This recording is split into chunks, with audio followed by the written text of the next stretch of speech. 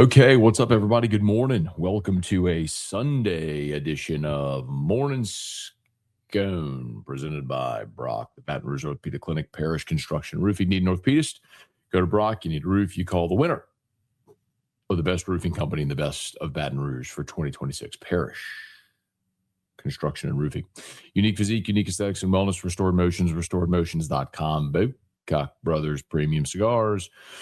Code Matt15, Matt15, Matt15 for 15% off your order. I might have had a Bocock Brothers Premium Cigar yesterday while sitting out by the pool. Had a nice little relaxing afternoon. Enjoyed the day. Hopefully you did as well. Looked like Ed Orgeron was enjoying his day. You've probably seen it by now on the interwebs. But if you were wondering if Ed Orgeron was just a symbolic figure, a figurehead as part of the staff, Nope. He's handling some pretty integral parts of this process. He was working one-on-one, as you probably saw. I'll play this video for you if you haven't seen it yet. So the number one player in the country is a defensive tackle named Jalen Brewster. He's 6'3", 300 pounds. He is a massive human being. He's a Texas Tech commit. He's out of Cedar Hill, Texas, and he's visiting LSU, official visit to LSU this weekend. And so naturally, LSU's special assistant for recruiting and defense, Ed Orgeron, would have a role, especially considering his proficiency as a defensive line coach. Well, Brewster posts this video on his Instagram story.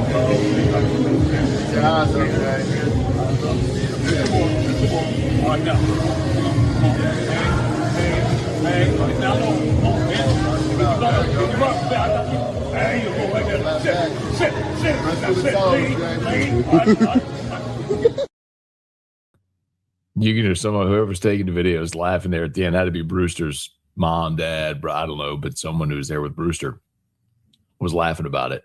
But you saw, that was Ed Orgeron engaged with Brewster, helping him on leverage work and all this stuff. I don't know where they are. I don't recognize that spot. It might be like, I thought it looked kind of like court's table just because of the chair in the foreground, but I don't know where they are. But anyway, and then the showstopper, of course, was Ed Orgeron in the tunnel in Tiger Stadium. So if you're not familiar, if you've never been in the locker room in Tiger Stadium, in the north end zone, where the locker room, when the players come out of the locker room, they come down a hallway, and that's what a lot of people have seen. That's, you've seen this video. It's a hallway that leads to the double doors that open to the field to go run through the goalpost.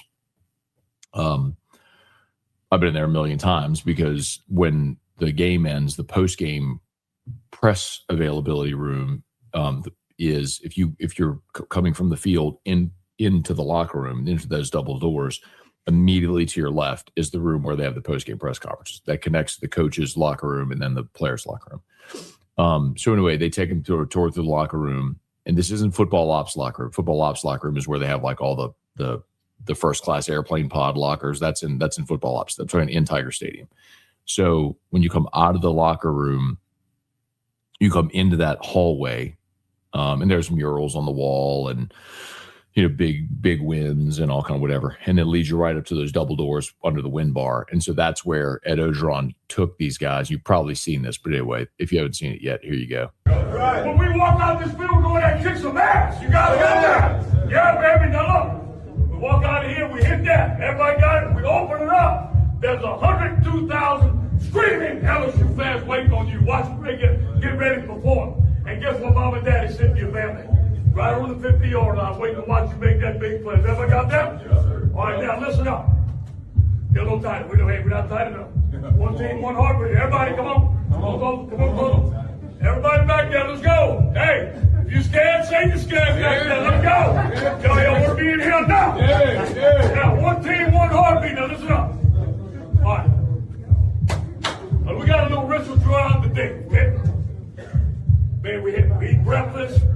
Call our recruits, you guys go rest, we have meetings, we get down the bus, and all of a sudden, it's time to go. Everybody got that? Now listen up, you're going to report to me, you can have one unbuckled, and we're all going to strap up, and it's going to be the best time in football. Yep. The LSU Tigers going to war together. Everybody understand that? Yes, sir. You guys like that? Yes, sir.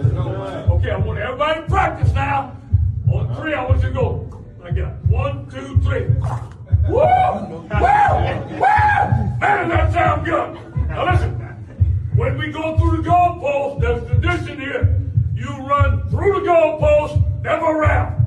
Everybody got that? All right, you go, hey, feel that heartbeat going. Y'all feel it? Y'all feel that heartbeat going? Yeah, baby, let's go now. Hey, we undefeated.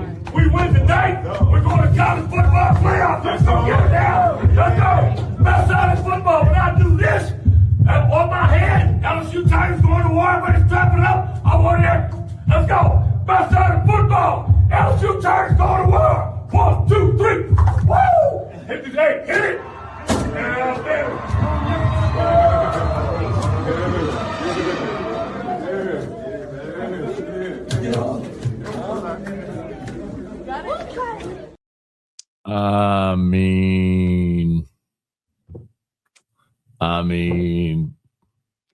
I think every fan wants I could watch that a million times. I think every fan wants their coaches, their players, to love the school, the team, the program as much as they do. Ain't no denying that guy, man. Said it when I hired him, said it 6 months ago when they were talking about hiring him, said it when he was a coach here, said it before when he was the defensive line coach. Dude's undeniable. 2 things, superpowers. He's an amazing recruiter, amazing defensive line coach. LSU clearly using those things to their advantage. You know, think about this. Think of it this way. This is a good way to put that. What if that was Lane Kiffin leading the team through the tunnel? You know what I mean? It's like, recognize your strengths and your weaknesses, fill your weaknesses with what are other people's strengths. Like, Lane don't know all that stuff. You know, he don't know that. I mean, he may not touch the wind bar, but you know, all the history and tradition and explaining why things are done the way they are. I mean, the guy lived it. So what an asset that is, man. Incredible. So anyway, huge weekend. And then the other thing, if you missed it yesterday, Amari Stevens has shut down his recruitment. So he's a 4-star receiver, had been committed to Miami.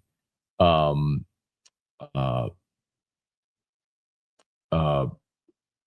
Stevens had been committed to Miami, flipped to LSU, and now has shut down his recruitment. He told 24/7, I want to read the quote, quote, staying locked in means I'm not visiting any other schools. I'm ready to be a Tiger. So Amari Stevens says he's not taking any more visits. He's locked in for LSU's class of 2027.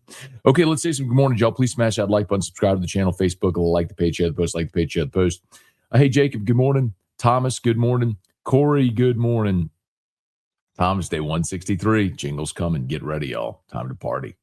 Thomas, Aaron, RSP, good morning. Brian, good morning from Lumberton, North Carolina. Coach O's killing it. Betty Flips due from Texas, the receiver from Brother Martin. So there's 4 5-stars on campus this weekend. We talked about a day ago for those that missed it, but it's Easton Royal, who's the 5-star number 1 receiver in the country from Brother Martin. That's who Brian's talking about. There's Jalen Brewster, the defensive lineman we're just talking about. And then the other 2 5-stars are Abraham Cisse, who's an edge from Pennsylvania, thought to be a Notre Dame lean. And then what am I missing? Oh, Xavier Sabb, who's a 5-star athlete from Jersey, who came down as well. So, look, if you're gonna get, and especially because 2 of them, look, Brewster's committed to Texas Tech, Royals committed to Texas. Obviously, those are schools with deep pockets, tons of money. If you're gonna get either of those guys or both those guys, it's gonna cost you, right? But can you make everything else equal? And if you can, and then it's just a money issue, can you match the money? Let's see. Morning. How's the staff and people around the program feeling about this recruiting weekend and flipping the Texas and Texas Tech players? So just full disclosure, I have not spoken to anyone on staff yet this weekend. I mean, they are in it with this right there. So we'll have a much better sense when they leave, when the recruits leave today, how it went. And I know enough people on the recruiting staff where I'll have a good sense of how it went. But clearly it looks like it's going pretty good. Austin, good morning. STP's new singer is a guy named Jeff Gutt. They sounded great. Okay. Godsmack rolled a second drum kit out for the singer, did a dual drum solo. Fantastic. That's awesome. Man, I was a huge Godsmack, like late 90s, early 2000s, huge Godsmack fan. I loved their stuff, man. Told you yesterday, loved Realign, Voodoo. I mean, just, God, I love Godsmack. Hey, Rick, good morning. We appreciate your insight on LSU. Would you? Thank you, Rick. I appreciate that much, man. Thank you for being here. Hey, Brad, good morning. Why doesn't LSU say how much they spent on the roster? That seems very secretive. Because nobody wants to disclose that, Brad, unless if everybody has to disclose it. Because what you don't want is to concede a competitive advantage. And then you're also, if agents and other players know what you've spent publicly, then they know what they're negotiating against. Does that make sense? Again, it's different if everybody has to disclose, if everyone's spending the same, they have to disclose what they spend. But it's if nobody is, and then people know what you spent, then it puts you at a competitive disadvantage. Let's see. People should criticize judges also who allow these lawsuits against the NCAA when schools have agreed to the rules. Also, why doesn't the NCAA rule those schools ineligible forfeit the games? I don't know if, see, that's an interesting part. I don't know. Let me go to the second part, then first part. If you use an ineligible player, could you forfeit games? That's an interesting point.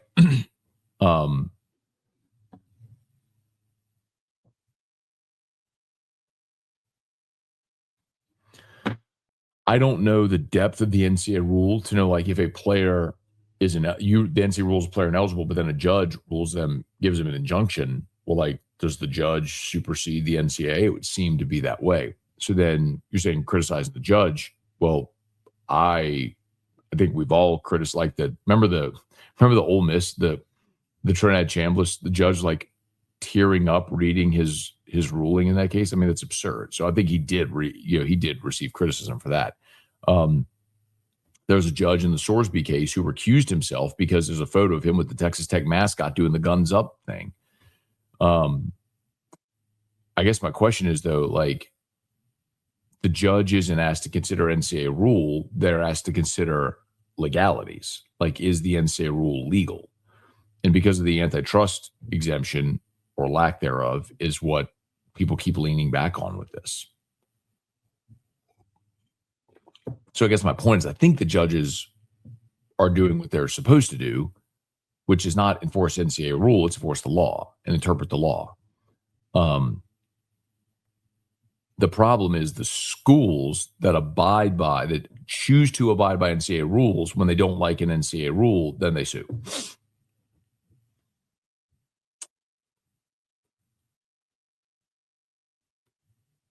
Tiger Diver, good morning. Excuse me.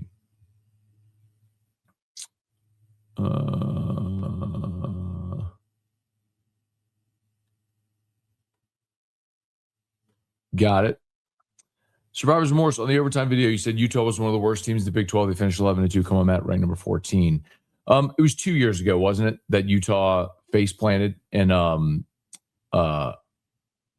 not last year, right? So it was 2 years ago that Utah was bad, and then Whittingham wanted an extension this year and left for Michigan. Truax, what's up, man? Good morning. Brian, good morning. Steven, rated G, Coach. David Bass, good morning. Brandon, good morning.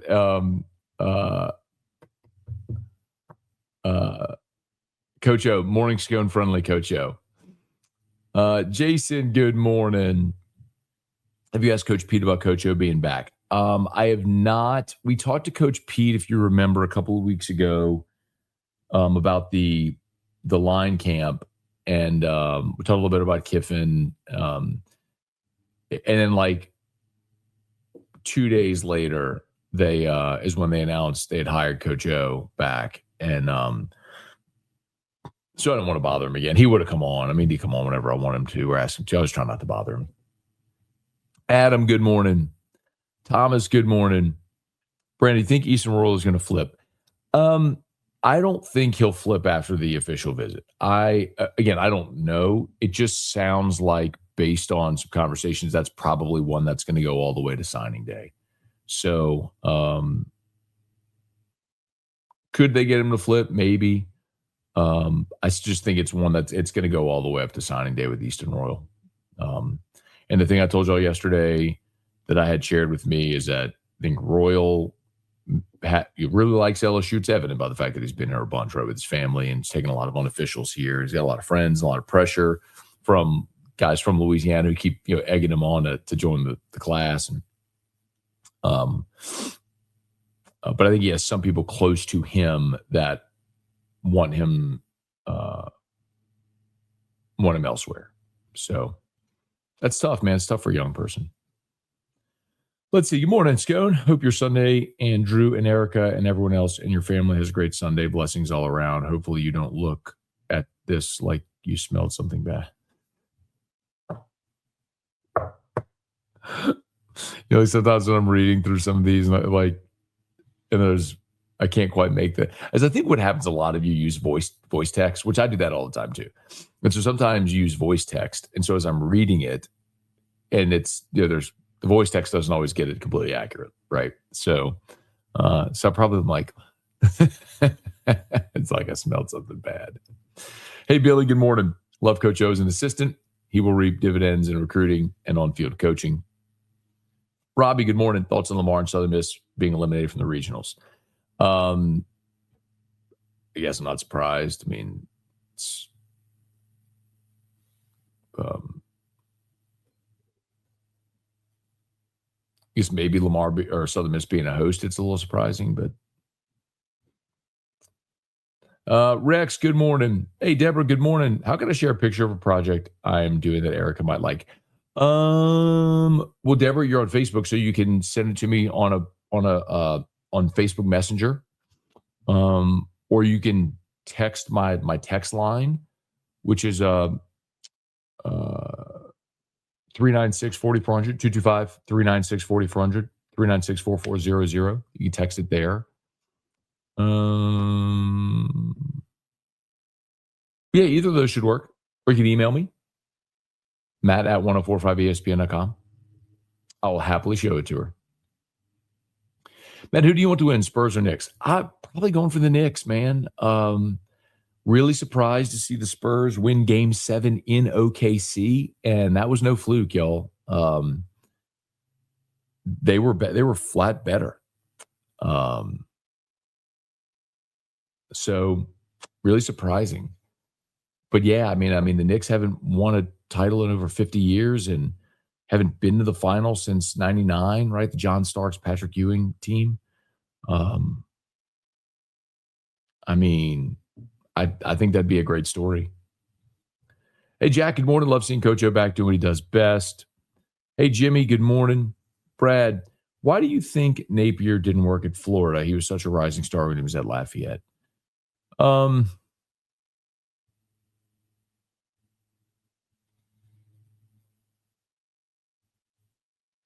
I mean, the real surprising part is the fact that he got the star quarterbacks as well, right? He had Richardson, had Lagway, which were big wins, getting those guys, and just never was able to maximize. But I can't help but think of like the game they played at Utah when they were penalized for having two players on the field with the same jersey number. And that's where you go, man, attention to detail, just not there. And so when you lack attention to detail in that aspect, you wonder, where else do you lack attention to detail? And does that, when the margins between winning and losing are so slim, like kind of feels like that, right?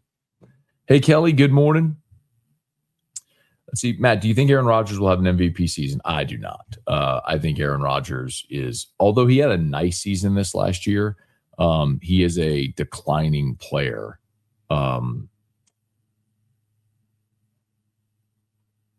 Who, like, here you go. So In Green Bay in the COVID year, he threw for 42.99, then 41.15, then 36.95. Then obviously was injured on like the first play against for the Jets. And then 38.97, then this year 33.22. So you're just seeing a player that's not playing at an MVP level anymore. So he's still a serviceable NFL quarterback, yes. You know, mid-tier NFL quarterback, yes. But he's not an MVP. Got it. Let's see. I almost think the commitment thing is worthless because commitment doesn't mean anything to these kids. If you're not going to the school, don't say you're going to the school. So I kind of disagree on this. I know that's sort of the feeling adults have. And if you want to use a different word than commitment, fine. But what it does is hold your spot. And remember, it can happen in reverse as well. You know, a school can take a commitment from a kid and then ultimately rescind that offer at some point during the process if there's somebody else that they want. So we focus on it when a kid flips. What we don't often look at is the times where a school takes a commitment from a kid and then later down the process retracts that offer. And they no longer have a committable offer saying, like, we're not taking you. Well, now that prospect is in a bind, especially if they'd shut down their recruitment because they haven't taken visits. They don't know what other opportunities are out there.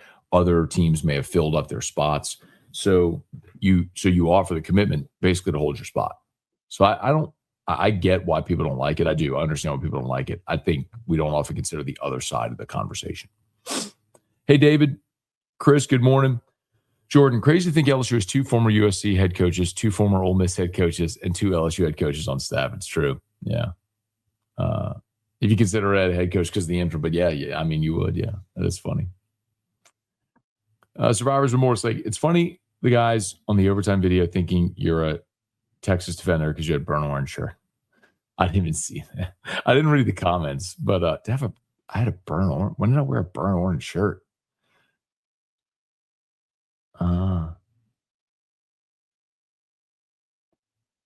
Man, when did I wear a burnt orange shirt? I don't even think I have a burnt orange shirt. I'll have to go back and I don't know what I was wearing. I'll have to go back and watch the video. Tiger Poppy, good morning. Jordan, I'm not pushing it. Speaking of English, I'm not pushing Napier. So good. Steven from Plano, because of your Pluckers Love Fest yesterday, me and the kiddos hit it yesterday, back in the rotation. Oh, man. I'm jealous, Steven. I'm going to come up to Plano and you can buy me some Pluckers. That'd be great. Parish Construction and Roofing. At Parish, we've got you covered. From the top of your roof, all the way down. Parish Construction and Roofing. Parish built. Parish built. Parish built. From your hometown. ParishBuilt.com. All right. Parish Construction and Roofing. Remember, if you need an orthopedist, go to Brock. They got all the subspecialties, Brock locations all over the greater Baton Rouge area. They're the best. BROrtho.com. Brock, Rock, and Wine is coming up. Remember, go to BROrtho.com for more info in South Stadium Club in Tiger Stadium coming up in August. We're looking forward to that. You got an issue with the roof, we'd love to help you out. Parish Construction and Roofing, ParishBuilt.com. Unique Physique, that's the GLP-1s. Unique Aesthetics and Wellness, that's Botox, laser therapy, the aesthetics clinics. Check them out. Restored Motions, book a session with Crystal Poche. If you got pain, she will help bring you out of it. RestoredMotions.com and Bocock Brothers. Premium cigars, code MAT15, MAT15, MAT15, 15% off your order. Let's see. Going for the Spurs. Brad, how many years have you and Drew been riding elevators at the mall? Oh, man. So, Brad, he's like, even like Mimi has taken him to the mall even before he and I started doing that as like our Sunday ritual. It's been he and I doing that on Sundays has been at least 2 years because it's been, I know, at least the last 2 football seasons, maybe longer than that. But Mimi's been taking him to the mall, his whole life. He loves to go ride the elevators, man. Let's see. I was a Spurs fan for the Pelicans game before the Hornets, so it was nice to see them win. Yeah, I think the thing with the Spurs, look, that Western Conference final with the Spurs and the Hornets, the Spurs and the Thunder, it is kind of a double-edged sword. Number one, it is a roadmap for a team like the Pelicans, which are a small market team, to say, look, you can do it. You can get to the finals and win. I mean, those are two small market NBA teams that win. The flip side of it is, what it shows you is you have to get lucky and get a transcendent player in the draft. Well, the Pelicans have done that twice with Anthony Davis and Zion. And it hasn't worked because of your inability to build a team and a roster around them. And that's a bummer. Problem with Napier, he couldn't develop the quarterbacks. Richardson went first round because of his combine, wasn't a great passer. Yeah, I mean, Richardson going forward overall was ridiculous, but I don't care if you're a great NFL quarterback. I just need you to be a great college quarterback, right? Like,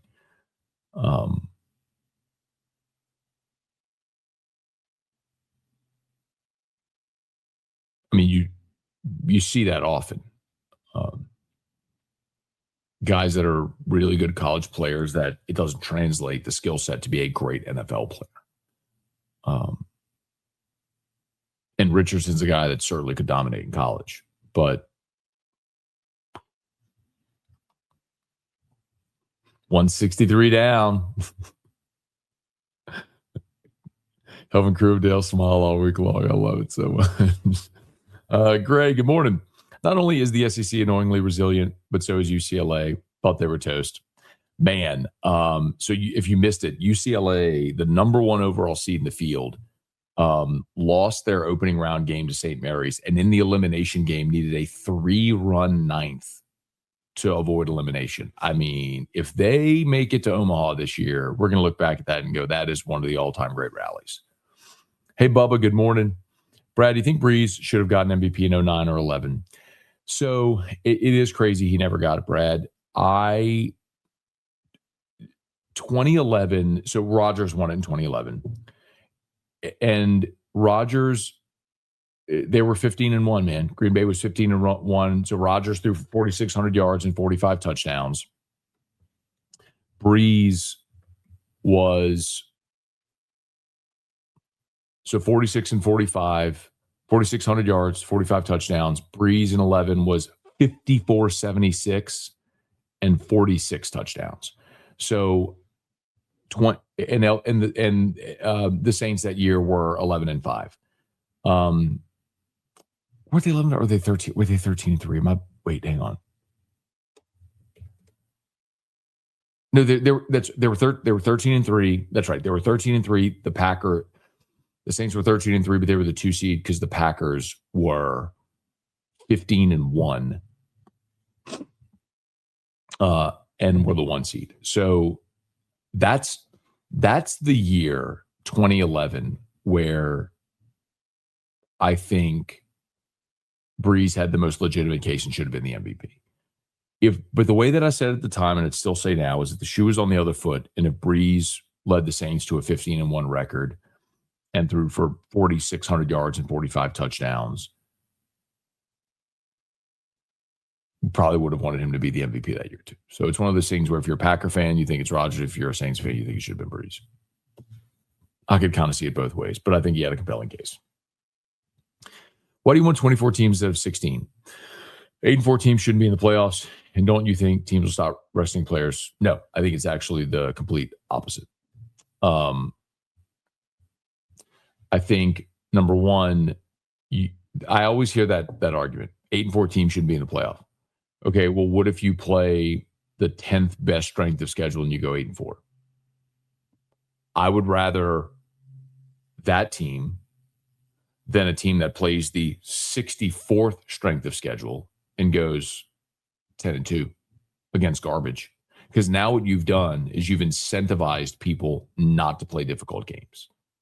And I just fundamentally disagree with that on principle. Like, I want to see LSU Clemson. I want to see Texas Ohio State. I want to see Michigan Oklahoma. Like, I want to see Florida State, Kentucky Louisville, South Carolina Clemson. Like, I want to see those games continue because it's a better product than watching LSU play Louisiana Tech. So could you just load up your schedule with a bunch of garbage games and have an artificially inflated number? So it's 10-2. So you feel better about it because you feel better about 10-2 instead of 8-4. But I'm more looking at, I want to see actual games that matter.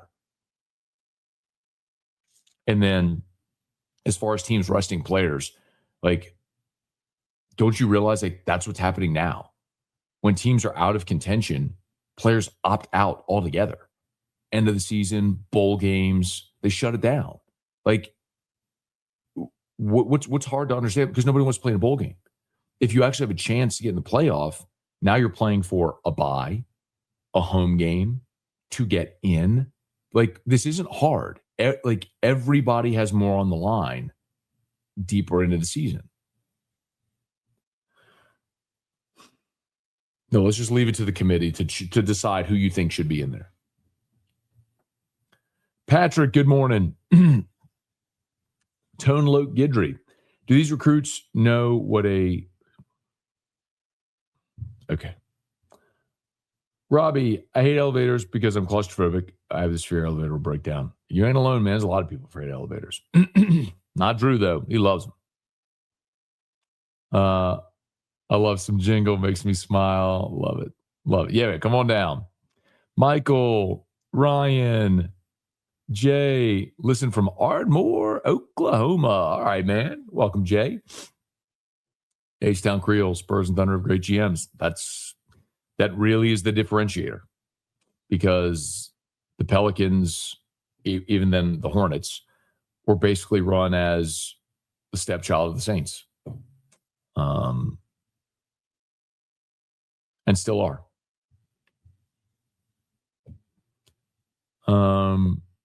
Let's see, morning. Getting ready to watch 12 straight hours of Squeeze playing regional madness. It's going to be a great day, man. Enjoyed the show last night. Coach O video had me ready to sign. I see signings coming. He's undeniable, man. You know, for his shortcomings as a head coach, I've said it all along, man. You can never deny that man has two superpowers: recruiting, defensive line. He is one of the best ever. Steven, it rains mud in Lubbock, and you always have grit in your teeth. I guess dirty money spends to you. Oh, crazy. Sebastian, good morning. All right, let's get out of here. I got to go get a story uploaded to LouisianaSports.net. Got to get to church here for 11:30 as well. So I'll be sure to say a prayer for all of you. Hopefully you'll say a prayer for me today as well. So blessings to everybody. Hope you have an awesome Sunday. Please smash the like button if you're on YouTube. Subscribe to the channel, Facebook, like the page, share the post. If you're listening on podcast, please subscribe on your favorite podcast app. Y'all have an awesome day. We'll see you.